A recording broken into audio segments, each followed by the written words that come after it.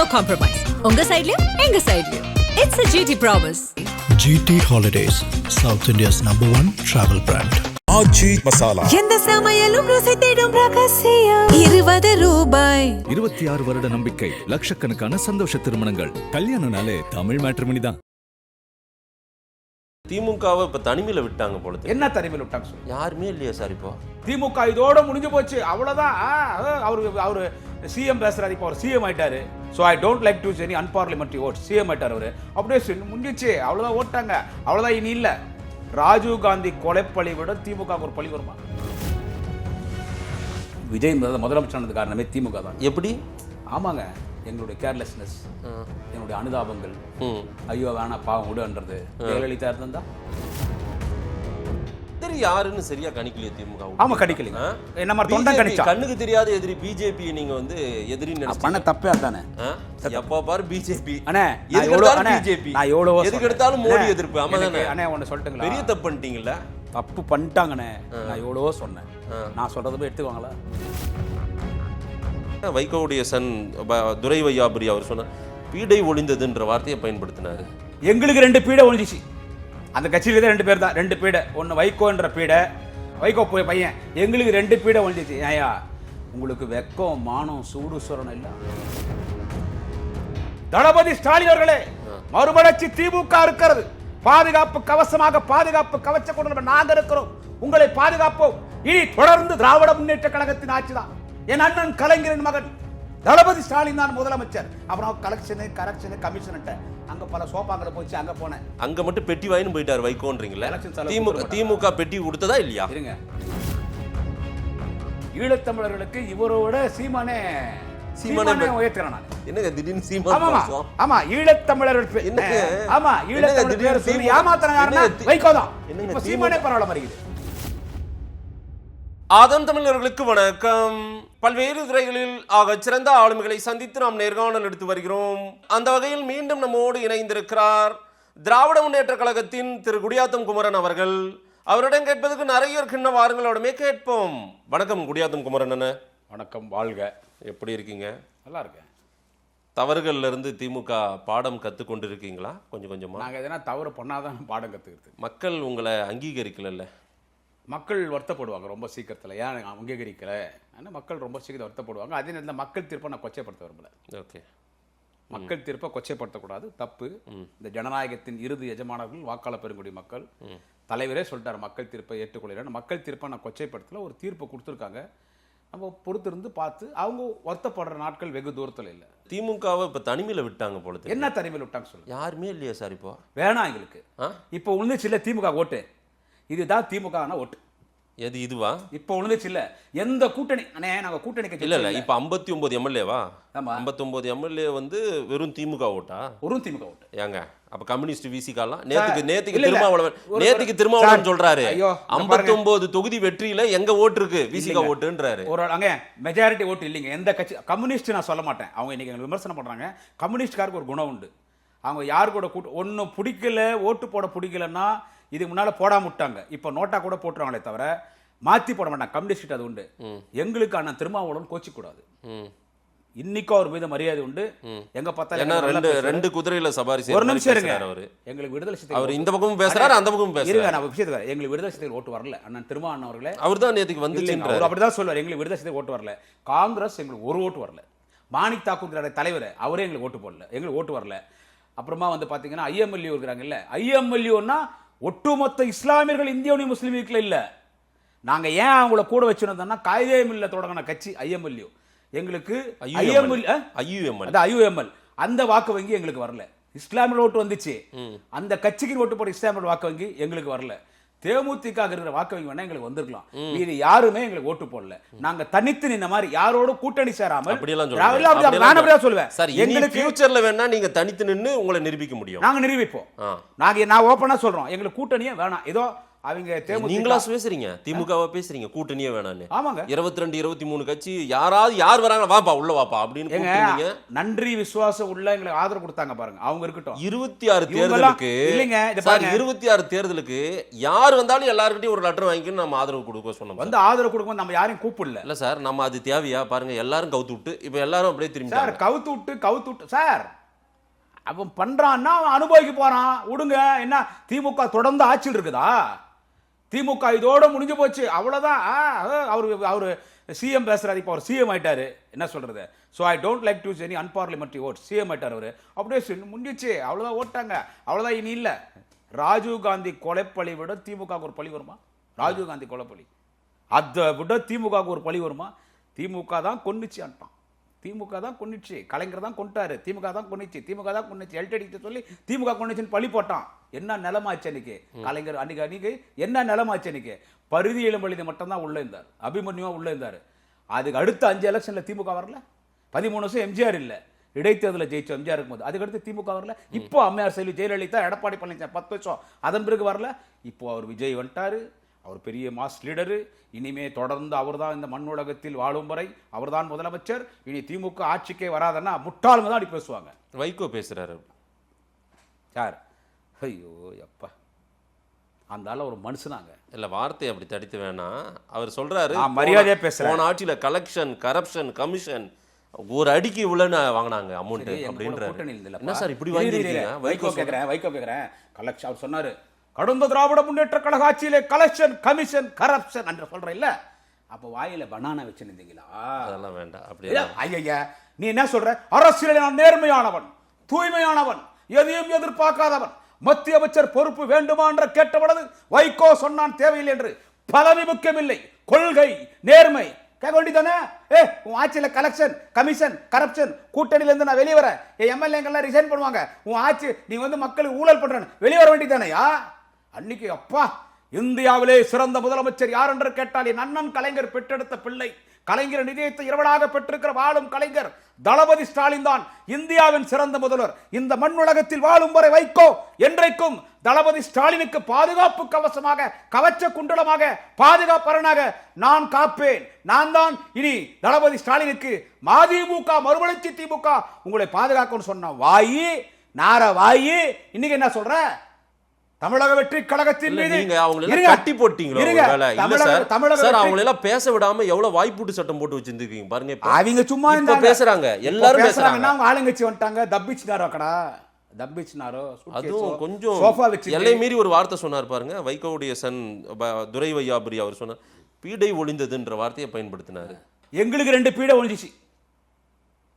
அந்த கட்சியில தான் 2 பேர் தான், 2 பீடை. ஒன்னு வைகோன்ற பீடை, ஒன்னு துரை வையாபுரியா, துரை வைகோ பையன். எங்களுக்கு 2 பீடை ஒழிஞ்சிச்சு. ஐயா, உங்களுக்கு வெக்கம், மானம், சூடு சொரணம் இல்லை. அன்னைக்கு என்ன பண்ணீங்க? அன்னைக்கு ஆரம்பத்தில் கலைஞரோடு இருக்கும்போது தலைவர் கலைஞர் சொன்னால் கடலிலே குதிப்பேன், கழுத்தை வெட்டி கொள்ளுவேன், என் அண்ணன் கலைஞருக்காக உயிர் தியாகம் செய்வேன், மனித வெடி குண்டாக மாறுவான் வைகோன்னு சொல்லி அப்புறமா போனேன். அதுக்கடுத்து என்ன பண்ண? அம்மையார் செல்வி ஜெயலலிதா போனேன். எங்களின் தங்க தாரகை செல்வி ஜெயலலிதாவிற்கு நான் பாதுகாப்பு கவசமாக இருப்பேன், அண்ணன் இருக்கிறேன், சகோதரி என்ன அங்க முதல்ல குத்தனேன். அப்புறமா என்ன பண்ண? பாவம் அந்த மனுஷன் புரட்சி கலைஞர் விஜயகாந்த். அவர் அன்னைக்கு திமுக கூட கூட்டணி சேர்ந்திருந்தா எதிர்கட்சி தலைவராக வந்திருப்பாரு, நாங்க முதலமைச்சர் ஆயிருப்போம், ஃபியூச்சர்ல அவர் சிஎம் ஆயிருப்பார். அது ஓப்பனா பேசுவோம். விஜயே வரும்போது வரமாட்டேன். அங்க போய் கேப்டன் விஜயகாந்த், அவர் கேப்டன் என்று சொன்னால் திரையுலகத்திற்கு மட்டுமில்லை, ஒட்டுமொத்த இந்திய அரசியலை வழிநடத்துகிற ஒரு கேப்டனாக இன்றைக்கு விஜயகாந்த் இருக்கிறார்.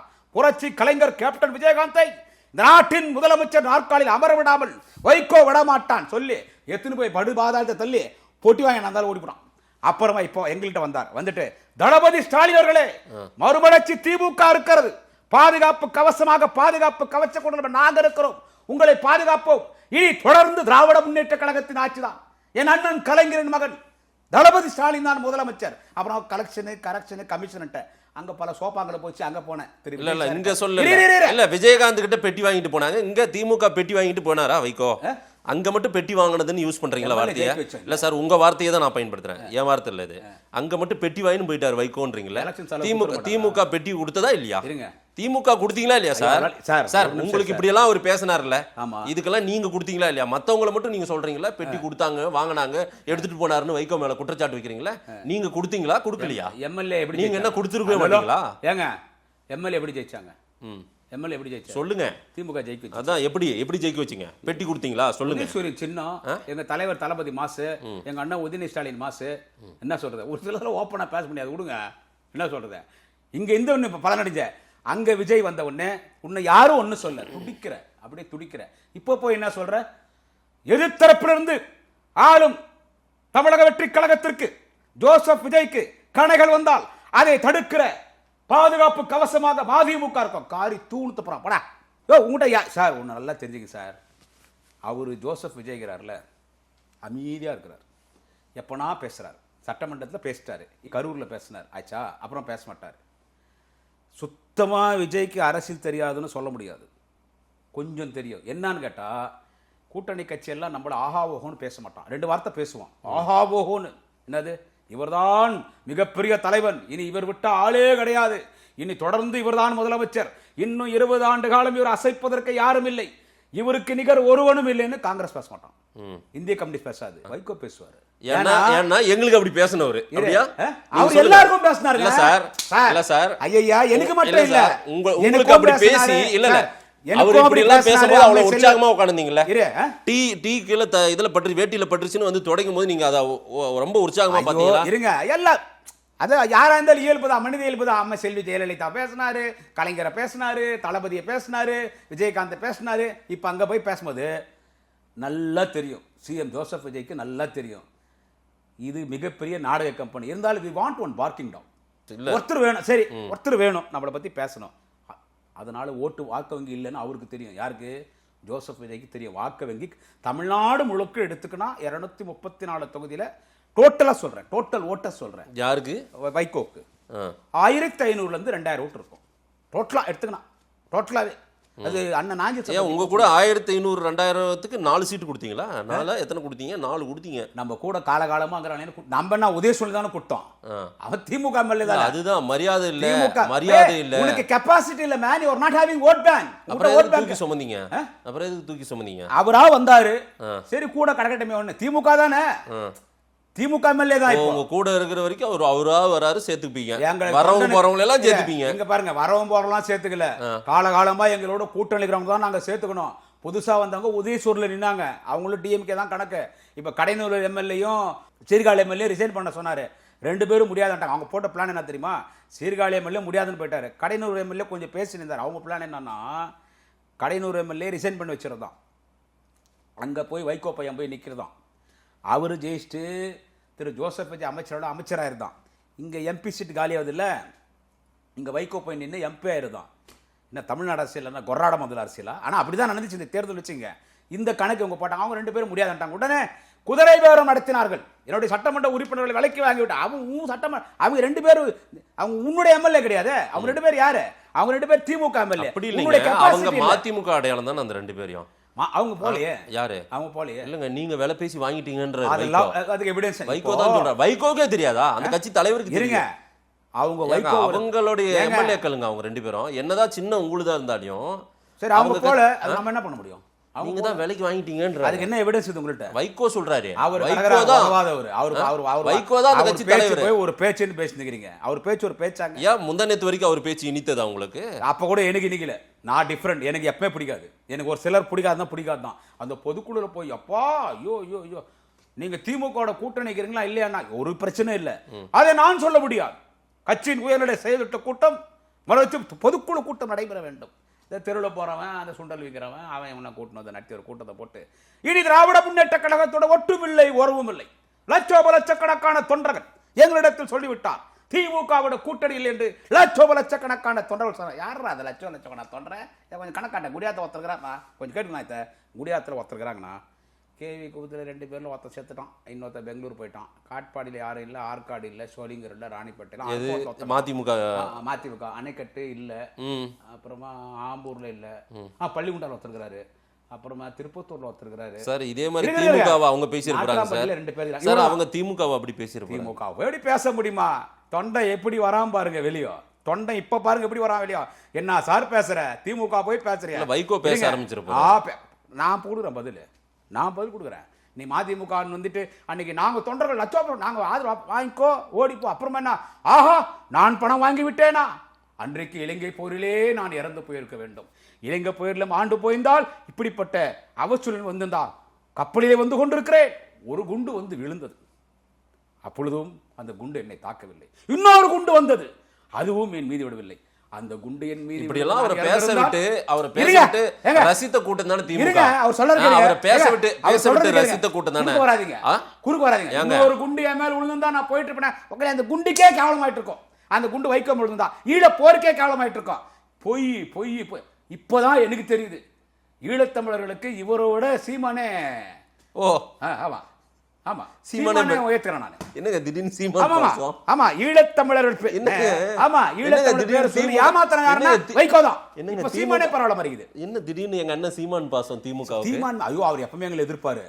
அவர் ஏதோ கல்யாணத்தை பார்த்து பேசிட்டாரு, தளபதி அவரு என்னைக்குமே வச்சு செய்வாரு. ஆனா கம்பேர் பண்ணும்போது சீமான் இஸ் 1000 டைம்ஸ் பெட்டர் தான் வைகோ.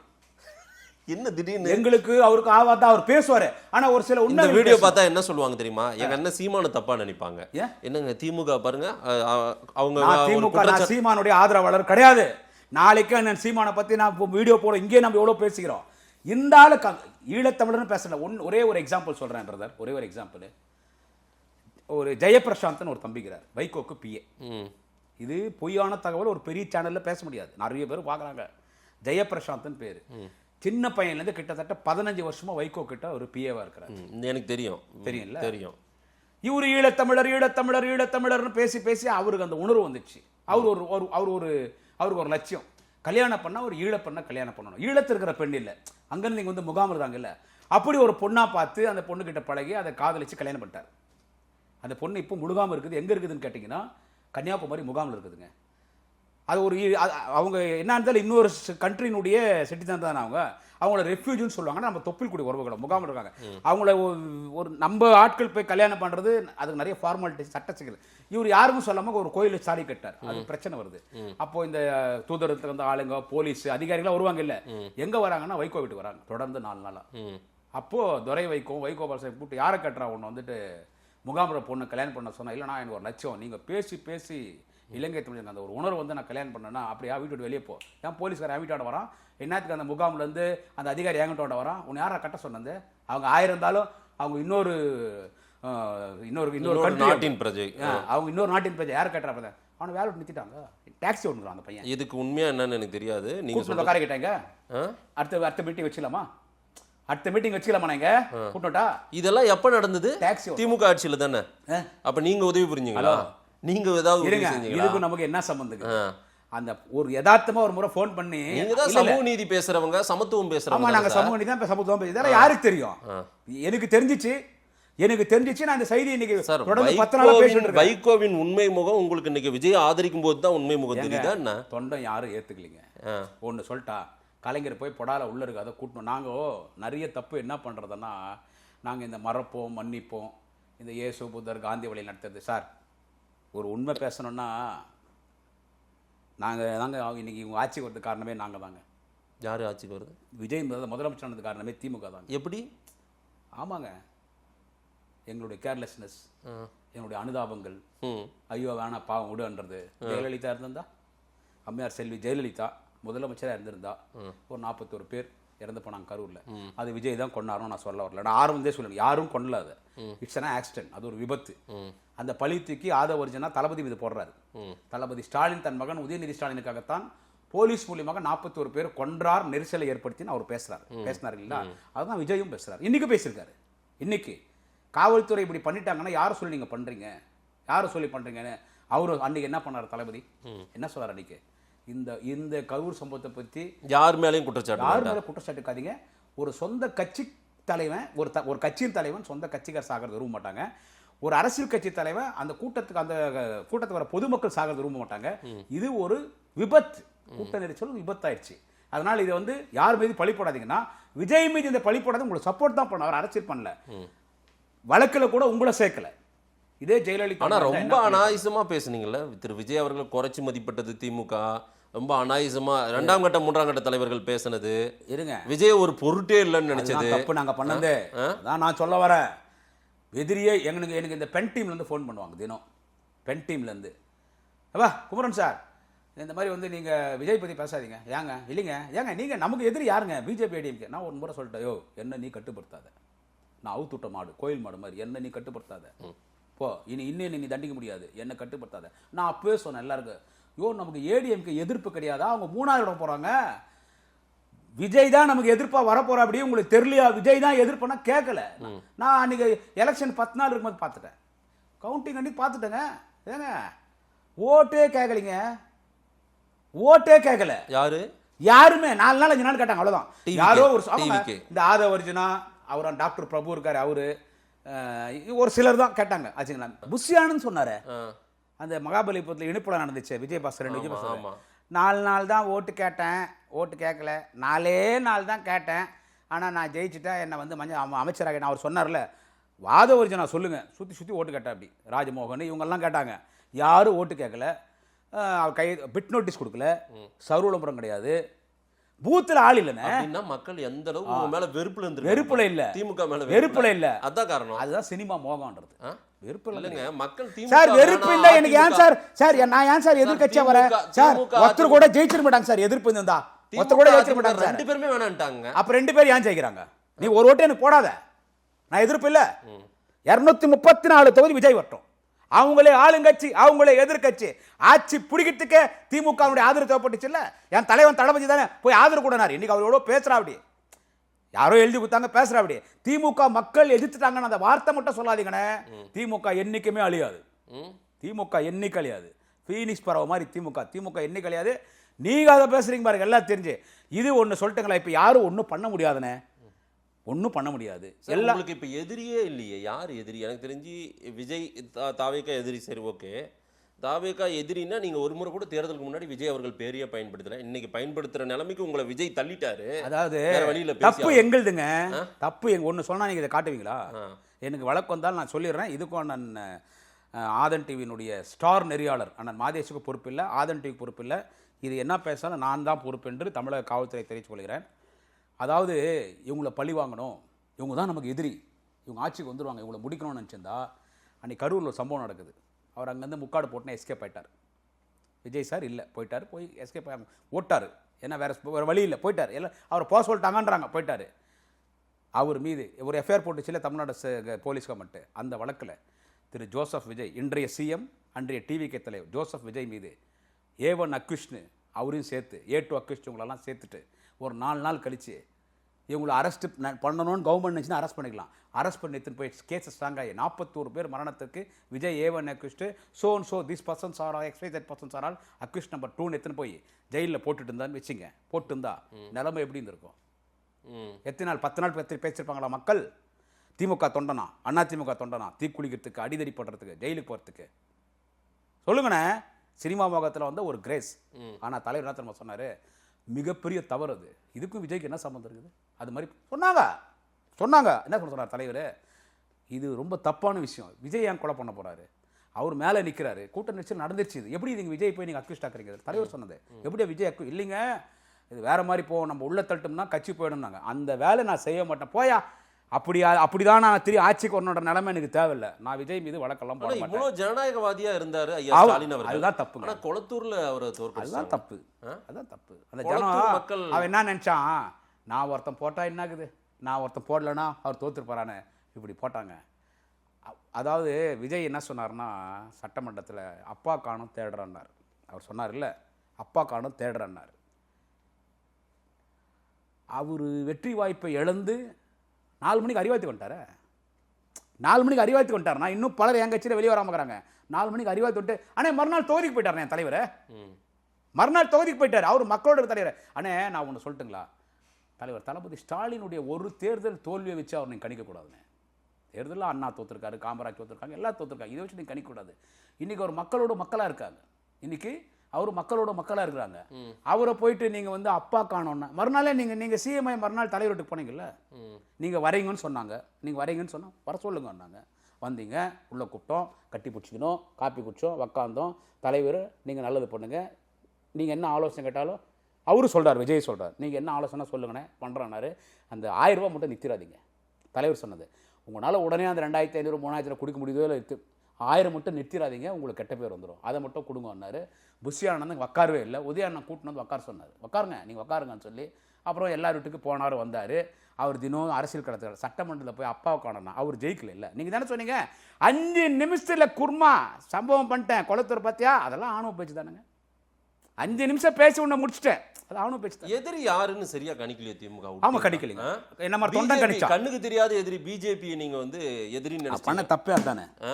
எப்ப பாரு பிஜேபி அண்ணே, பிஜேபி நான் எவ்வளவோ எதுக்கு எடுத்தாலும் மோடி எதிர்ப்பு. ஆமா தானே அண்ணே, ஒன்னு சொல்லட்டுங்களா, பெரிய தப்பு பண்ணிட்டீங்கல்ல. தப்பு பண்ணிட்டாங்கண்ணே. நான் எவ்வளவோ சொன்னேன், நான் சொல்றத போய் எடுத்துக்குவாங்களா?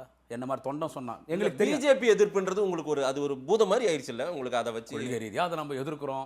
விஜய் சொல்றாரு கொள்கை ரீதியா எதிரின்றாரு, ஆனா நிர்வாக ரீதியா நான் எதிர்க்க மாட்டான்றாரு. ஆமா, அவர் அசம்பிளில சொல்லிட்டாரு. ஆனா நிர்வாக எல்லையை மீறி எதிர்த்து அரசியல் பண்ணிட்டீங்க. எதிர்த்து ஏன்னா எதிர்த்து அரசியல் இன்னைக்கு பிஜேபி கூட உங்களுக்கு எந்த ஹெல்ப்பும் பண்ணாது போல தெரியுது. பணக்காட்டி போட்டோம் பரவாயில்ல, பாத்துக்கலாம். பணக்காட்டி போட்டோம் பாத்துக்கலாம் விடுங்க.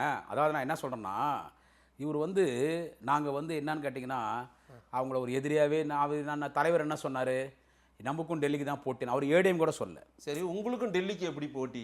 ஏன் அது அண்டர் பிஜேபி கண்ட்ரோல் தானே ஏடிஎம்க்கு இருக்குது. இல்லை நீங்கள் இப்படி சொன்னதை மக்கள் ஏற்றுக்கலாமா தானே? மக்கள் ஏற்றுக்கலாம் சார். ஒன்று சொல்கிறேன் கேளுங்க. இல்லை சார், நீங்கள் எதுக்கு எடுத்தாலும் மக்கள் இருங்க, மக்கள் தமிழ்நாட்டில் பிஜேபி வளர்ந்ததுக்கு திமுக காரணமாயிட்டீங்க. ஆமாம், அதெல்லாம் சொல்ல முடியாது. தமிழ்நாட்டில் பிஜேபி வந்திருக்காங்கன்னா அண்ணாமலை பெரிய அளவில் வளர்ந்துச்சு. உங்களுக்கு யாருமே எதிரி. இப்போ பிரதமர் வேட்பாளர் யார் உங்களுக்கு 29ல் பிரதமர் வேட்பாளர்? ஏன் நாங்கள் தலைவர் கலைஞர் விபி சிங் மாநில கட்சிகள்லாம் சேர்ந்து முதலமைச்சர் ஆக்கணும். அது மாதிரி தேவேகவுடாவே இருக்காங்க, ஐக்கிய குஜராத் யாராவது பிரதமர் வேட்பாளர் யாரோ சொல்லி இன்னும் 3 வருஷம் இருக்குது இல்லை, அப்போ யாருன்னா வருவாங்க. ஏன் பிஜேபி கூட சேர்ந்தா ஏதாவது தப்பு இருக்கா என்ன? பிஜேபி அது என் கட்சியின் தலைமை தான் முடிவு எடுக்கணும். கொள்கை ரீதியாக செட் ஆகாது. அதாவது தாவேகாவும் திமுகவும் இந்தியா கூட்டணியில் இன்னும் திருமாவளவன் கேட்கிறாரு. அவர் கருத்து அவர் சொல்றாரு, அது எப்படி செட் ஆகும்? இப்போ அதிமுக திமுக சேர்ந்து ஆட்சி அமைக்கிறது எப்படி மக்கள் ஏற்றுவாங்கன்னு சொன்னீங்கல்ல. இப்போ உங்களுக்கு எதிரி யாருன்னு கேட்குறீங்களா? இப்போ எதிரி யாருன்னு கேட்டால் டிவிக்கே தான். நான் குடியாத்த குமரன் சொல்கிறேன். ஏடிஎம்கே இல்லையா? ஏடிஎம்கே அவர் எடப்பாடியினுடைய அணுகுமுறை சரியில்லாமல் கட்சியை விட்டுட்டார். என்னன்னா அவர் அன்னைக்கு எடப்பாடி அவங்க கட்சி மேட்டர் பேசக்கூடாது, நீங்கள் கேட்கவே ஒரு கருத்து சொல்கிறேன். அன்னைக்கு எடப்பாடி இருந்தேன்னு ஓபிஎஸ்ஸை சசிகலா டிடிவி தினகரன் அத்தனை பேர் கட்சியில் சேர்த்து தேர்தலில் சந்திச்சிருந்தா ஒரு படுதோல்வி வந்திருக்காது, கட்சி நின்று இருக்கும் அவங்கள்ட்ட. அவர் என்ன நினச்சிட்டாரு, நான் ஜெயலலிதா நினச்சிட்டாரு. நான் மட்டும்தான் சசிகலா வந்து அங்கே போய் நிற்பான். ஏன்னா எல்லா மந்திரி சசிகலா காலில் விழுந்து கிடந்தான், இன்க்ளூடிங் எடப்பாடி பழனிசாமி. சசிகலாவை பார்க்கும் போது தான் ஆடாட்டியும் தன் சதா ஆடும். ஜெயலலிதா பார்க்குற மாதிரி தொண்டை மனுஷனை வந்துடும். ஓபிஎஸ் ஒரு தன்மையான மனுஷன். டிடிவி தினகரை பணத்தில் அடிப்பார். இவங்க எல்லாமே ஆபத்த நாள். இனி ஏடிஎம்கே எந்த தான் அவர் தப்பு கணக்கு போட்டார். இன்னைக்கு என்ன நிலைமை பாருங்க. அவங்க எம்எல்ஏ அங்கே ஒரு நீங்களும் பரிதாப நிலையில் இருக்கீங்களே. நாங்கள் பரிதாப நிலையில் இல்லவே இல்லை, பவராக இருக்கிறோம். பவராக இருக்கிறோம். இப்போ ஆர்ப்பாட்டம் தலைவர் ஆக்டிவ் பாலிடிக்ஸ் கொஞ்சம் குறைஞ்ச மாதிரி இருக்கு. இருங்க ஏங்க 2 மாசம் தானங்க ஆகுது, இன்னும் எவ்வளவோ இருக்குது. இப்பயே நாங்கள் ஆர்ப்பாட்டம் பண்ணிட்டோமே. கில்லி சரத் அப்படி அடிக்கிறான் மாத்திர வச்சுட்டு கேட்குறான். கேட்டா இல்ல அது 1.5 வயசு குழந்தைக்கு மாத்திரம் எனக்கு தெரிஞ்சு அது திமுக ஆட்சியில் வந்திருக்குது. அதெல்லாம் திமுக ஆட்சியில் அப்போ ஐயோ எல்லா ஆட்சியிலும் போதை பொருள் இருக்குது. ஆட்சியில் எப்படி அவ்வளோ ஃப்ரீயா ஒரு சுதந்திரமா எடுத்து குழந்தைக்கு மாத்திரம் எத்தனை வந்துட்டான் நசகனா. அது தெரிஞ்சு பார்த்து திமுக ஆட்சின்னா அண்ணா இப்போ சரி ரைட்டு. இப்போ இவர் ஆட்சிக்கு வந்து 50 நாள் கடந்துச்சுங்களா? 55 நாள் ஆயிடுச்சு. நம்ம ஜோசப் விஜய் வந்து போதை பொருள் இல்லையா, கள்ள மார்க்கெட் லாட்ரி இல்லையா, கஞ்சா இல்லையா, போலி மதுபானம் இல்லையா, பாட்டிலுக்கு 20 போய் 30 வரைக்கும் வந்துடுச்சு. எல்லாமே இருக்குது. பாலியல் பலாத்காரம் இல்லையா, ரவுடித்தனம் இல்லையா, குழப்பம் இல்லையா, எல்லாமே இருக்குது சார். எதுவும் குறையில. விஜய் அவர்களுக்கு இருக்கிற மாஸ், உதயநிதி அவர்கள் எதிர்க்கட்சி தலைவர், இப்போ அவர் தான். ஸ்டாலின் அவர்கள் இப்போ தோல்வி கண்டதுனால அவரால் சட்டசபைக்கு போக முடியாது. விஜய் மாசா தெரிகிறாரு. உதயநிதி அந்த மாசை எதிர்கொள்ள முடியுமா? கண்டிப்பா முடியும்.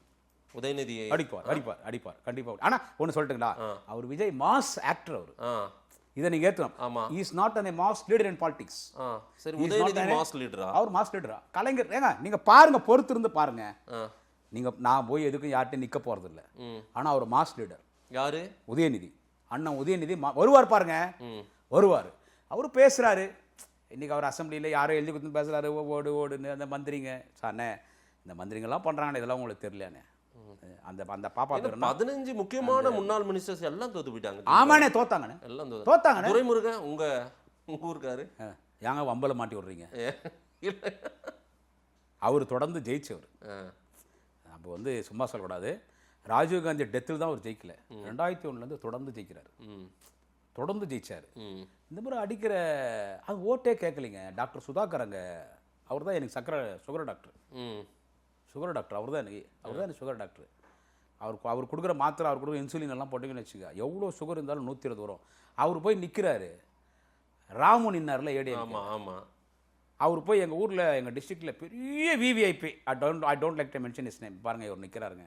2 பேர் நாயுடு சமுதாயம். ஓட்டு பிரிஞ்சா எப்படிங்க அவர் கேட்குறாங்க, ஏன் நிற்கிறேன்னு. அண்ணே என்னை கூப்பிட்டு நிற்க சொன்னாங்க, நான் பணம் செலவு பண்ண போகிறதோ ஒன்றும் இல்லை. டாக்டர் சுதாகர். ஆமாம், 2 தெரு ஓட்டு கேட்டு வர போகிறேன்னு அவர் அப்படி தான் இருந்தார். காட்பாடி தொகுதி. அவர் பெருசா அவர் எங்கே ஓட்டு கேட்ட நல்ல மனுஷன் தான். அவர் அந்த கட்சிக்கு எப்போ போனான்னு எனக்கு தெரியாது.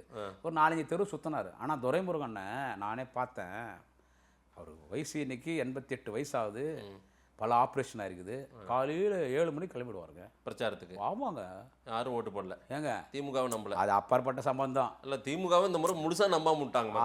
அது நம்பாது. இன்னைக்கு நம்பல, நாளைக்கு தேடி வருவாங்க. தேடி வருவாங்க திமுக கிட்ட. நடக்க தான் போகுது, நம்ம இங்கே பேசத்தான் போகிறோம். என்னது, காலையில் 7 மணிக்கு கிளம்புவார். 11 மணிக்கு வருவார் வீட்டுக்கு. அவர் கூட நான் தேர்தலில் நான் தான் அவருக்கு பிரச்சார பீரங்கி. இந்த வயசில் அவ்வளோ கஷ்டப்பட்டார், கூட்டமாக போனார். மக்கள் வந்து அந்த மாதிரி ஒரு தீர்ப்பு ஒன்று கொடுத்தான். மக்கள் ரொம்ப கஷ்ட காலத்தில் இருக்கீங்களா திமுக? எங்களுக்கு அந்த கஷ்டமே எங்களுக்கு கிடையாது. இது நல்ல மெஜாரிட்டியில் நாங்கள் எதிர்கட்சியாக இருக்கிறோம். எங்களுக்கு கஷ்ட காலம் கிடையாது. இது வந்து என்னன்னு கேட்டால், எங்கள் கட்சி நாங்கள் கொஞ்சம் சரி பண்ணிக்கிறோம். எங்கள் கட்சி நாங்கள் கொஞ்சம் சரி பண்ணிட்டு வாங்க சார். சரி பண்ணிட்டு வாங்க. எங்கள் கட்சி எப்பவுமே நல்லா இருக்கணும். மிக விரைவில் மக்களுக்கு தளபதி ஸ்டாலின் என்ற தலைவன் யாருன்னு தெரியும். நான் இன்னொன்று ரெக்கார்ட் பண்ணிடுறேன். இந்த குதிரை பேரம் நடத்துறது, எம்எல்ஏகளை விலை கொடுத்து வாங்குறது, சபாநாயகர் நம்பிக்கையில்லா தீர்மானம் கொண்டு வருது, விஜயை கள்ளத்தனமாக போய் கவுத்துட்டு அந்த இடத்துல திமுக உட்காருறது தளபதியும் விரும்பலை, என்ன மாதிரி தொண்டனும் விரும்பலை. மக்களிடத்தில் தளபதி ஸ்டாலினை முதலமைச்சராக தேர்ந்தெடுங்கன்னு சொல்லி மக்கள் எங்களை தேர்ந்தெடுக்கட்டும். அது வரைக்கும் இவங்க ஆட்சி பண்ணட்டும். நல்ல ஆட்சி பண்ணால் பாராட்டுவோம்.